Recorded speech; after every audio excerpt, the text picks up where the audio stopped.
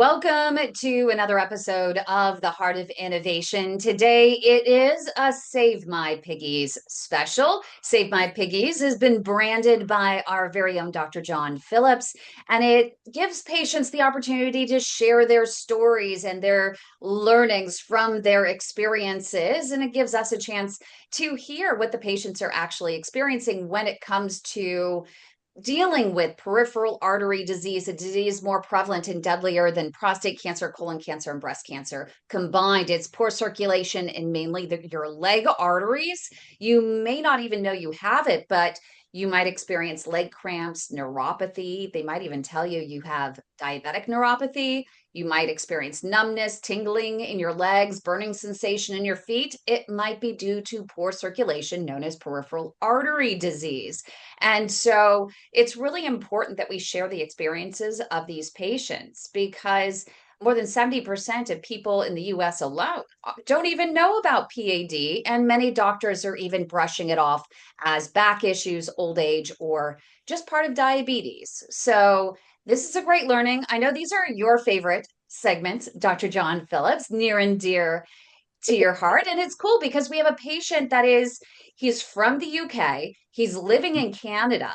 And so both social universal healthcare systems, so a little bit different than what we experience here in the US. So it'll be interesting to hear what he is going through in terms of dealing with PAD. 100%. I mean, the Save My Piggies, the idea, which now it feels like it's becoming a little bit of a movement. The genesis of it was the fact that I got so fed up with listening to patients tell the story kind of in quotes after the horse had left the barn, in the sense that things that happened, the care maybe was not ideal, and they lost a leg or they lost a toe, and you wonder, like, how does this happen in 2025 in the United States, the wealthiest country in the world, and we've got all these resources, yet we still don't have enough awareness to this disease process. So, and as physicians, we kind of fail, the healthcare system fails, so we take it to the patient, and we take it to the patient, let them tell their story. We say, you know, your life, your limb, your story. And it's just it's a mechanism, and it's an ability, it's a charge, really. It's a charge to raise awareness, and it starts grassroots, patient level. So I mean, I saw somebody today that, I hate these consults, but we get the consult for level of amputation, which means this person's coming in for an amputation, a major amputation, and we're asked to say, okay, are they going to heal them above the knee or below the knee? When in fact, you'd love to be able to rewind and say, okay, how did we get there? But this person's foot was falling off. I mean, it was a tragedy. It's very tragic. But these are what motivates you to do what you do. It motivates me to do what I do, and hopefully motivates our patients to tell their stories. And I'm looking to hear from Mike and maybe his mom and Deborah regarding what they're going through. So this will be a good time. Happy to be here. I think we should get things started with a moment of inspiration. Dr. John Phillips' spectacular vascular moment of inspiration. Okay, so I was looking for a quote to inspire people. We call it the moment of inspiration, but I was also looking for something regarding perhaps facing a diagnosis that you didn't think was coming, and how you're going to react to that, right? So we always talk about, there's a stimulus and then there's a reaction, and that space between is your free will. And so this is a quote from Ben Carson, former U.S. Secretary of HUD and a neurosurgeon, and about success. So he's quoted as saying, "Success is determined not by whether or not you face obstacles, but your reaction to them. And if you look at these obstacles as a containing fence, they become your excuse for failure. If you look at them as a hurdle, each one strengthens you for the next." So I'm wanting to hear about Mike and Deborah's hurdles, because they didn't get fenced in. They jumped one hurdle and went to the next. And so here we are. And I think that that's a really great quote because I know that a lot of our conversation today is going to be about the emotional roller coaster where you do get a diagnosis like this. And I think that that's why when I talked to Mike about coming on and doing this show, I've been so impressed with his vulnerability with all of our network and talking to our friends in the group and showing up for a lot of our conversations that we have. We have hangouts every single week with different patients, whether it's in the UK or Canada or the US. And he shares really what it's like to be on this journey. And especially when, for example, in the UK, you have to wait sometimes 12 to 18 months to actually see a vascular surgeon. And that wait Mhm. time, you're noticing every nuance. You're noticing that little extra burning in one foot and tingling in the other. And then suddenly one day you wake up and your legs feel numb. And every single one of these things becomes magnified because you haven't talked to a vascular surgeon yet. Or you're in between appointments and you have no one to talk to, and all you have to go on is Dr. Google that tells you that you're going to be dead in 5 years with a PAD diagnosis, which, as you know, it's not true. For most people, PAD is getting diagnosed, thankfully, not for everyone, but sooner rather than later. We're starting. It's a little bit more troublesome for people with diabetes and chronic kidney disease that get diagnosed sometimes in the later stage because they don't present right as the traditional PAD Right. patient, the typical someone who has smoked before that has more of the abdomen to upper leg disease versus the diabetics and the chronic kidney disease patients that seem to present from the bottom up, right, with the calf disease, the blocked Yeah. arteries in the calf and the foot. So it'll be really interesting to hear what he has to say just Yeah, and about I this journey. think And I'm hoping doctors listen. I just saw a patient that I treated for critical limb 5 years ago, and she still has all her piggies. Things are changed a little bit, but again, we can help these people. We've demonstrated we can help them, and it's just about raising awareness, being resilient, doing what you can do to reduce your risks, and then talking about it and learning from each other. And that's what we try to do is increase our collective pool of knowledge. And Mike's going to dump some knowledge in the pool. I'm going to, you're going to, anybody on wants to. Let's fill this pool up with knowledge and have a good time. Sounds good. Well, coming up right here on the Heart of Innovation, you're going to meet both Mike, and we are excited that we are also joined by his mom, Deborah, in the UK, and we're going to hear their story. She's been through an amputation, and I want to hear, her thoughts, having seeing her son at the start of this entire process and this journey with PAD. So stay with us right here on the Heart of Innovation on KDOW. You don't want to miss a beat. How many procedures are you willing to go through? Is it worth going through that many, or would you rather just cut the leg off? That's funny. Was it worth it? Oh yeah, I have my leg, man. Amputation should absolutely, positively, 100% never be a first-line treatment. What an incredible operation, what an incredible lab you have here. Without a doubt, we're underdiagnosing peripheral arterial disease. It has not gotten the attention that it should because it is a killing disease, it is a disabling disease, and most importantly, it's a disease that we now have great treatments for. Okay, let's go to the next one. They were going to amputate it, and I needed to consult with my family. Did I want it off here or here? You're just shocked. It's scary. I don't even know how to explain it. You're 42 years old. We're waiting till people are at the end of the spectrum and almost beyond hope. There is good care available here. Closed minds are what we have to get rid of. Welcome back, everybody. Welcome to another Save My Piggies.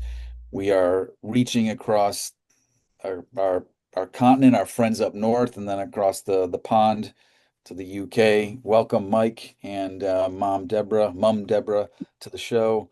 So, Mike, Thank you. this is very laid back and open-ended conversation questions. So tell us about your diagnosis of peripheral arterial disease, how it came about, and I guess what were some of the first symptoms?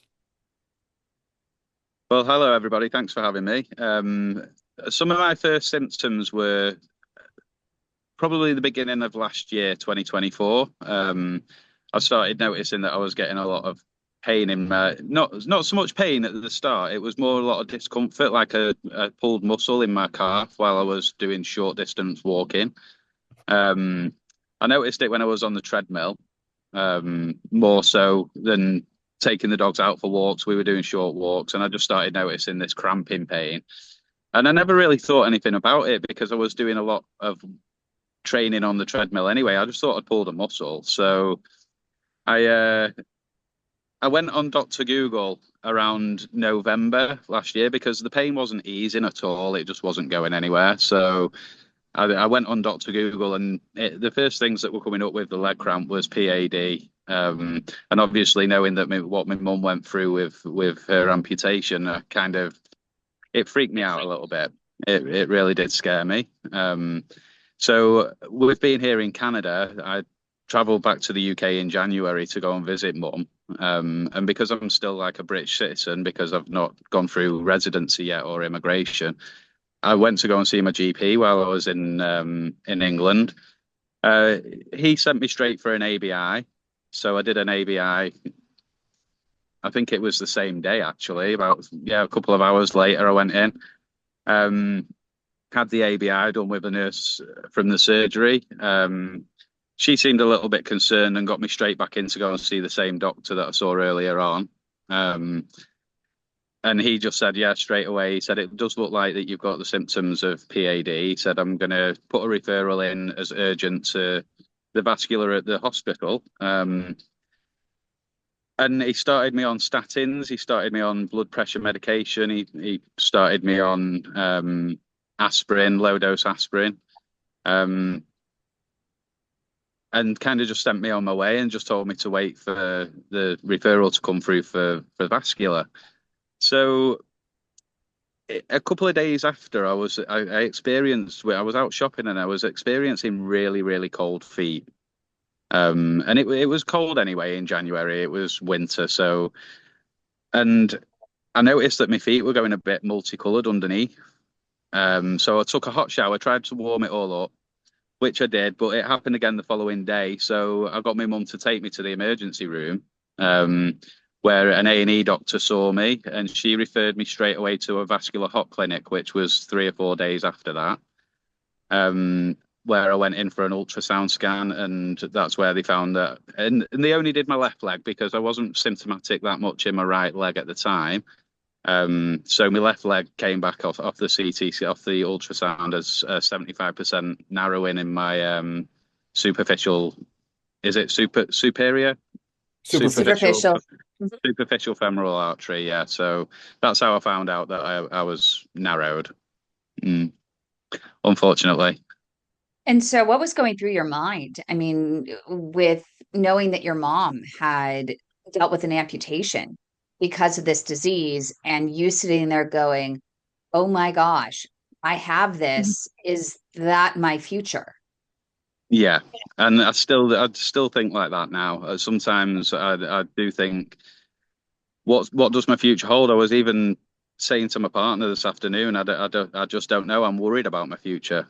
I'm worried about what's going to happen to me. I take every day as it comes now. Thankful for every day. I'm still living. It's not, to be honest, it's not stopped me from doing anything as of yet. But I just worry. It just worries me. So Mike, if we could backtrack a little bit, and we're pushing up on this end of this segment, so we'll continue into the next. But typically we ask patients, what are their risk factors?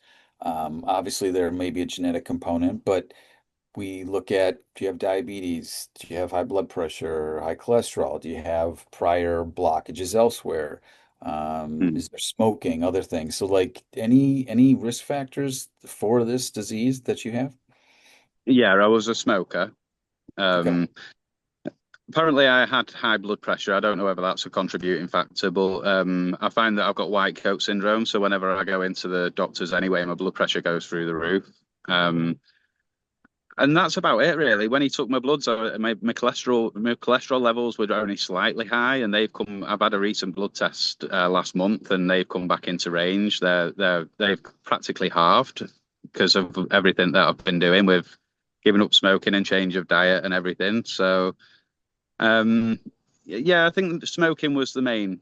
Okay. Smoking was probably the main factor, which I've And given up coming up, as soon as I was diagnosed. and coming up right here on the Heart of Innovation, I think you're going to be a little surprised to hear that our friend Mike was continuing to smoke even after being an auxiliary nurse in the vascular ward of the hospital in the UK, where he saw patients such as his mom suffering from this disease. So we're going to hear more of the story and talk to his mom, Deborah, coming up next, right here on the Heart of Innovation. Don't go away. Your type of condition is called critical limb ischemia. It's the most advanced form of PAD, or peripheral arterial disease. Every 4 minutes, there is an amputation in this country due to PAD and diabetes. We also know that 85% of these amputations are preventable with early intervention. It's a flip of the coin. Patient prognosis is tied to whether or not they are referred to a true expert in the management of peripheral arterial disease. Do you know if your physician is an experienced CLI operator?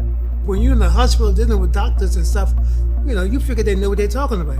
The skill level varies doctor from doctor and hospital to hospital. Patients with limb threat are in constant fear. The depression that someone experiences after they lose a limb is equivalent to those of losing their spouse of 40 years.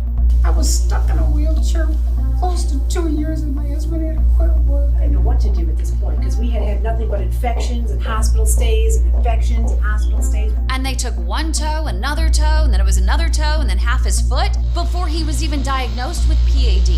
And all I heard was, "What are we doing here? Just cut it off."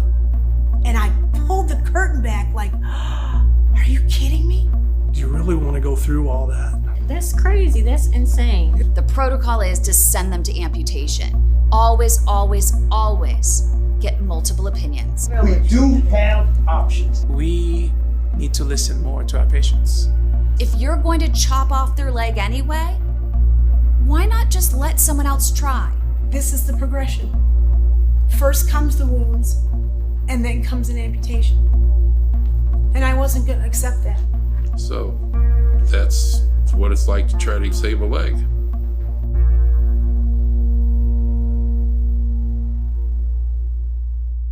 Welcome back, everybody, to this week's episode of Save My Piggies. Mike just shared with us his journey to the diagnosis of peripheral arterial disease. And during the break, we not only heard from Mike with respect to one of his risk factors, which is tobacco abuse, but Mom chimed in as well, and she was a smoker. And so, listen, I see this every day. Smoking is an addiction. It's very difficult to quit. I've got I saw a patient on Monday. He said he started smoking when he was 10, and now he's 70. So he kind of winks at me like, "Yeah, doc, I'm gonna quit. Wink, wink. No way in hell." So I guess I understand the struggle there. I really do, but. And I think it's important that people hear the vulnerability of somebody such as yourself, who it sounds like Kym ratted you out, like you worked as an auxiliary nurse on a vascular ward and smoked, albeit younger. And then Yeah. Mom diagnosed. Mom, Deborah, welcome to the show. You said you were diagnosed in 2011? 2011, yeah. 2011 with PAD, and then smoked for another 2 years. So I smoked till the end of 2013. And Mike alluded, Mom, that you had an amputation. Is that right? Yeah, January 2014. Did we lose what was amputated? Lower left. So below the knee? Yeah, below the knee left. Yeah. And so, a lot of things can cause the amputation, okay? And I always tell patients, you control what you can control. And yeah, the smoking is one of them. But, sometimes we see patients who have what Mike has, which is just claudication. And I say just because, you're not going to lose your leg, Mike, honestly. And I think ideally we would treat this medically as best we can. And when we start doing procedures on folks, then we can kind of make things a little bit worse. And it's not uncommon that I'll see somebody who has had multiple procedures and it gets worse and worse, and then they get an amputation. So I mean, I think Mike, I could sense in your voice that you're a little bit, scared, like taking it day by day. Man, I would grab the bull by the horns. You quit smoking, walk every day. It doesn't sound like you had a procedure or anything, did you? I've not had anything yet. No, no. I Yeah. keep saying yeah as if it's going to happen in the future. You don't need it. Yeah, But what's that like for you, Mike, every single day? I mean, every twitch, every turn, if your foot's cold one day, whether it's cold weather, whatever it might be, if you work out too hard the day before and you don't think about it, and then suddenly the next day you can't go as far, take us through that emotional roller coaster that you deal with and the mind games that it plays with you on a daily basis. On a daily basis, when I get up in the morning, I check my pulses. I check my pulses every single morning in my groin, in my ankle, in my feet, just to make sure that it's still there and I'm not losing any kind of circulation. It's an OCD thing.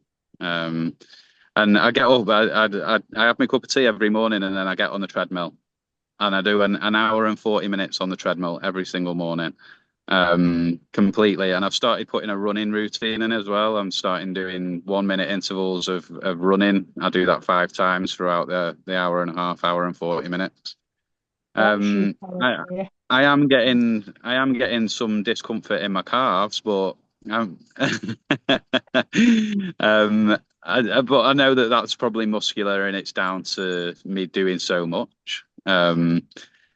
But another thing as well is because I'm going through immigration and stuff at the moment, I'm not working as well. So I've not been working for the last 12 months, and that's making it even harder because I'm sat here just some days, unless I go out for a walk or if we go out for a drive at the weekends, I'm just sat here in my own mind all the time. And it's just, I went down the grave. I went down the depressive state a little bit ago.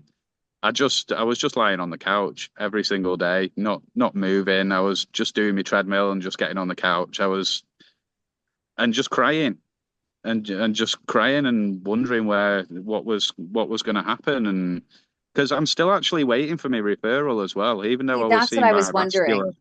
Yeah, Yeah. because you haven't, and I think that there is power in actually being able, if patients, when they get this diagnosis, if they could sit with a vascular, I don't think it's enough to just sit with a GP or primary care practitioner who doesn't have the advanced training in PAD, who can address every little nuance of the experience of the patient with this disease.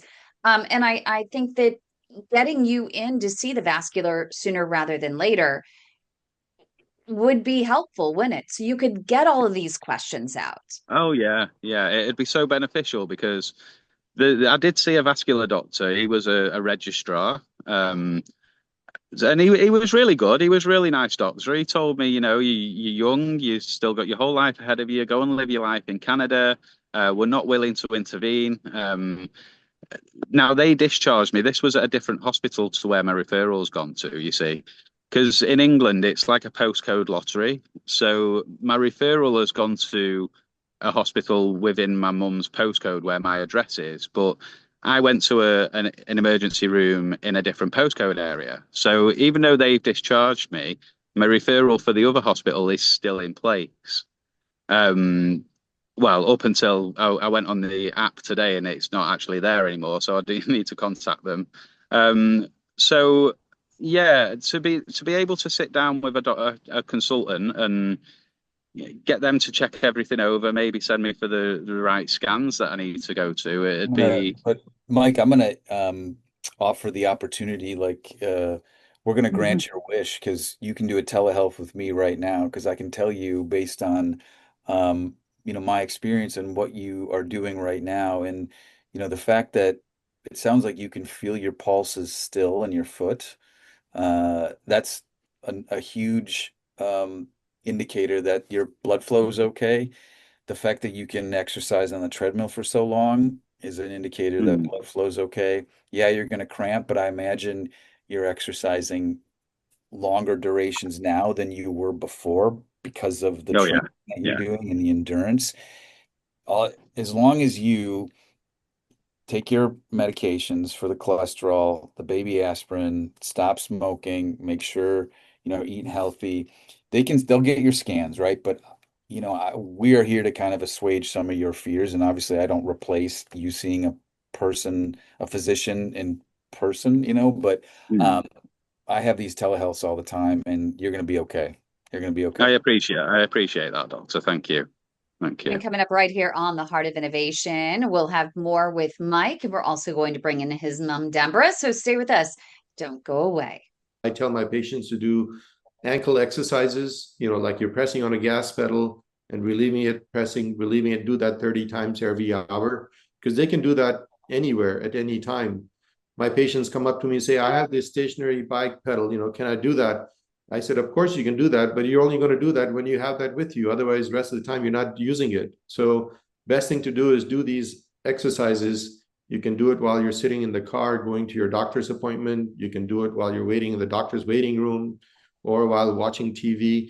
And that really has made a difference in these patients, because they're not able to get up and walk. So, but at least they can do these flexion and extension exercises to improve their circulation in their feet. Welcome back, everyone, to the show. We've been talking to Mike, who has courageously been sharing his story, his journey with PAD. And I want to bring in his mom now, Deborah, who has had an amputation. And it's just, Deborah, hearing your son going through what you've gone through, what's going through your mind? Just worried about him. Worried about his mental health for a long time because he did sort of hit rock bottom. But listening to what people are actually saying to him, and over the last couple of months, what people have said to him as well, he's in panic mode. He's in panic mode, which he needs to see somebody. Once he sees somebody, or like speaking to the doctor, then once the doctor tells him he's going to be fine, then he's going to be fine. But he just won't take my word for it. There's power in it. Would you mind walking us through your experience and maybe how your experience is actually different, and it's in a different time because innovation is moving at the speed of light when it comes to PAD treatment. Even a year ago, someone may have lost their leg, but today that same person with new innovative tools and techniques may not lose their leg. So can you walk us through your journey? Mine was being diagnosed in 2011 and not even knowing. I had no idea at all. I was admitted to hospital for a different reason, and then found out that I'd got no pulse in my foot. So that started in 2011. Now, I did have the stents put in. I did have the blockage removed in my artery, had stent put in, then a year later had a larger stent, and the year after having a larger stent, then I had the femoral artery bypass in the 2013, but that blocked and that blew. So and throughout this entire time, I think you had mentioned during the break that you were still smoking, right? They didn't tell you to stop smoking. I was smoking for the first couple of years, but when the consultant came in and said, if you don't give up smoking, you're going to lose your leg. And I put my cigarettes in the bin. Oh, good for you. And I never touched another one after that, and I haven't done as since. And that was, but I lost my leg 6 months later, and I think that was damage was done. I mean, your story is very, we hear this regularly, and that's why I think we've gotten smarter about putting off procedures in patients who are stable. I suspect, Deborah, you had a blockage in a thigh artery similar to what Mike has, and through no fault of anybody's, they wanted to help you, so we put a stent in. Well, as soon as you have one procedure, you're pretty much guaranteed another one. And when then what happens is below the knee, where it's a singular tube, it branches off into three. And those arteries can, each time you intervene, you can flick a little debris and it can close one and then it closes the other. And then ultimately you've opened up the artery multiple times. Now you've damaged the arteries past it into the foot. And that's when people get into trouble.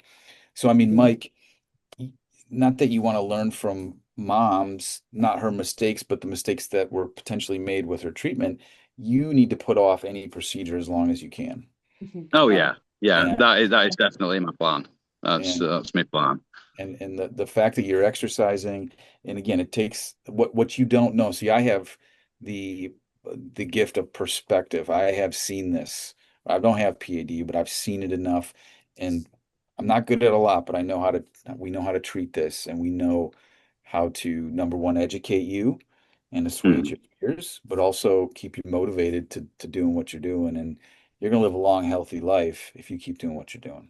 And I think that Dr. Phillips, I'd love for you to comment on this, especially since it's in the thigh. Isn't the thigh, if you're going to have a blockage, it's one of the best places to have a blockage because it's one of the best spots to actually grow those natural bypasses. Your body has this miracle collateral network of vessels that when you're pushing through that claudication pain, and you're not just stopping at the onset, but you're saying, hey, body, I need you to adapt. I need you to find a new route. You can't get through the main highway, so you need a detour. Let's just push through, find a way. And your body grows these natural bypasses, your collateral network of vessels.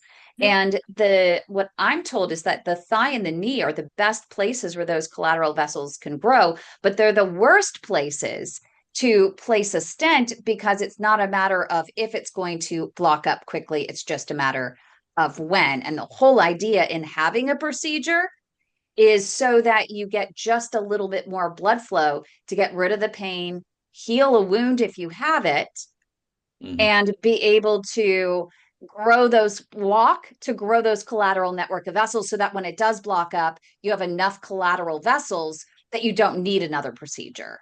Am I on track? Yeah, I mean, so the durability of our procedures gets worse as we work our way down from the main tube, the aorta, down to the ankle, because the flow in these tubes is proportional to the radius to the fourth power. So the bigger the vessel, the better the flow, and the bigger the vessel, you can get a big stent in, and those tend to stay open. Patients who have, in my experience, who have blockages in the thigh arteries, they have another vessel that is kind of runs parallel to it. It's not as robust, but that's the one that can get really big and basically function as the surrogate main thigh artery, and allow patients to live a very healthy life, a long life, without needing an intervention. Yes, we can open these up, but the durability just it's not the same, because sometimes people too think like, oh, I have a stent in my heart. The stent has been open for 15 years. It doesn't work that way. It's just they're two kind of different vascular beds. And our job is to counsel patients to do the lifestyle modification, to do what Mike's doing. And, I wouldn't be surprised, Mike, if we talked to you in 6 months or a year and, you were running and just kind of killing it. And, in fact, Is it true? Oh, sorry. No, go ahead, sir. Sorry Go for ahead. interrupting that. Is it true that if you do have your first operation, if you were to have a stent, it kills all the collaterals that you've already grown? No, I mean, we have special stents, or there are different types of stents, and some are what we call stent grafts. So there's actually like cloth material in it, and that closes off the pass. I mean, it's a singular passage just going there. The other stents have like they're cut up. They're just nitinol cut stents, so they have little holes or cells, we call them, and that can allow for it. But you just you need to. I mean, because you're doing the show and you're talking to Kym, you're way more educated than most folks. And again, that's the purpose of this show too, is to educate. And so you can ask these questions, because this is my opinion. If I saw you in the office, I would tell you the same thing. Take your medicines, continue to walk. If you see somebody that says, man, you need a stent right now, I would say, no, next, I'm going to see somebody else. Okay. That's my Thank opinion. you. Disclaimer there.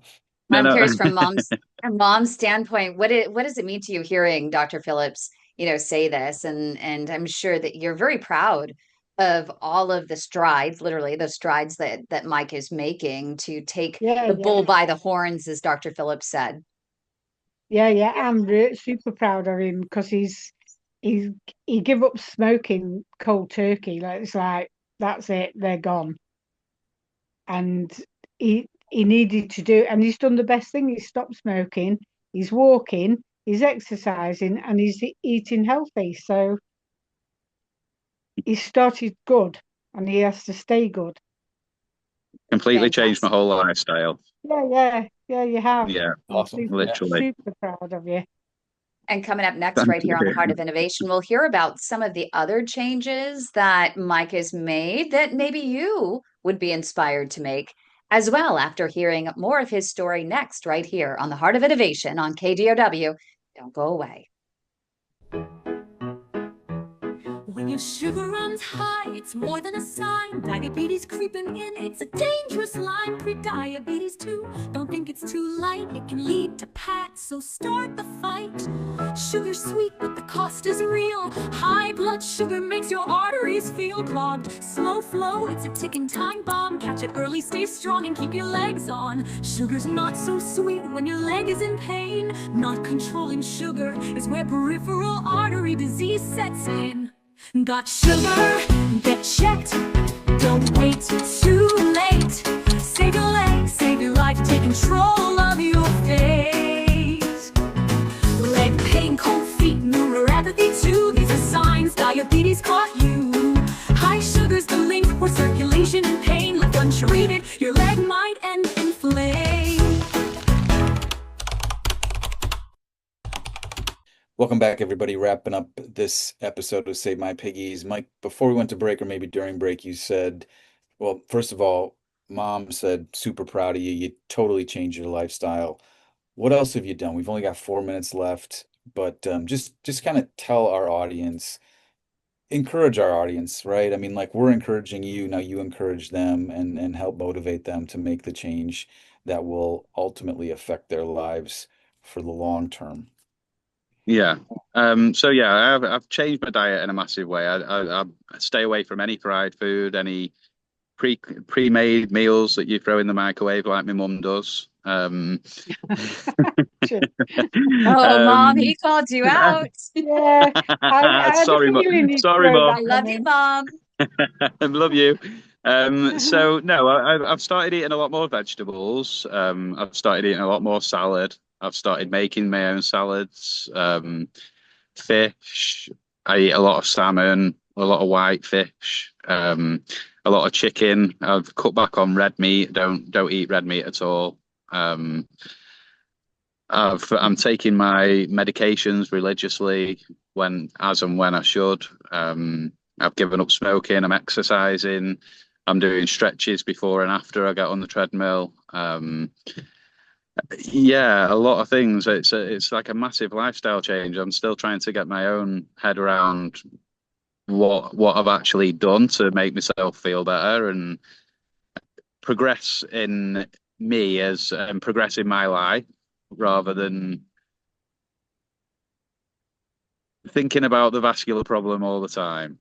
And I mean, I suppose it is thinking about the vascular problem all the time is because you need to think of it to make these lifestyle changes. Because if I hadn't have done, I mean, I walked into that vascular clinic in the morning once, the vascular hot clinic, and I had 2 cigarettes on my way in, and when he came in and he said to me, the lifestyle changes that you need to make is exercise, diet change, take your meds religiously, and you need to give up smoking today. And that was it. It was like the smoking had to go. It was the biggest thing that's contributed to this. So that is the biggest lifestyle change that I've made, and to this day I can still say that I'm struggling with that. It's not an easy go. It's not an easy thing to give up smoking. But I'm doing it. I'm doing the best I can. Yeah. It's a change. It's a change. Get better. Yeah. I love the encouragement from Mom. Yeah, that's awesome. I don't know that we've had a Save My Piggies where we had mom and mom and son, or mom and daughter, like encouraging each other, because you guys have obviously you share the same disease process, but you also share the same genetics and the motivation, and clearly, Mike, you're motivated. Like, you got this, dude. You got this. Yeah.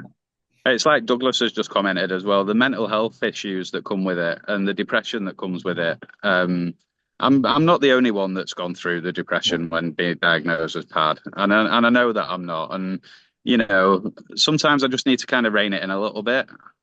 And think I've had loads of decent advice, especially off these guys that are on the chat as well. They've helped me out a massive deal, and I can thank why they're on here now, Alan, Douglas, and Marie. And Josh as well. They've all been massive help to me over the last few months, and they brought me away from my depression sometimes with personal calls and stuff. So it's really important that other people, join the padsupportgroup.com and join our community. We have more than 7,000 people there. You're bound to find one or two people, maybe 1,000, right? Right, Mom? Who are there to support you. It's really great to surround yourself with people, not misery loves company, but people who understand your struggles and can help raise you up and motivate you to make those critical changes that you can make. Right, Mike? It is a struggle. Isn't it amazing to hear that you can do it, that you can make a difference if you make that commitment? Oh, massively. And thank you, John. And thank you, Kym, as well. This has been great, even though I'm still panicking a little bit. It's been great, and I appreciate it. I really do. And look, you probably didn't get white coat syndrome because, number one, I don't have a white coat, and plus we're, probably a couple hanging up behind you. Behind you. There's two of them. There are. That's right. I didn't get rid of those. This has been really fun. Thanks everyone for joining us. Thank you. Make sure you subscribe to our channel for more great stories like this at youtube.com/the @ the way to my heart.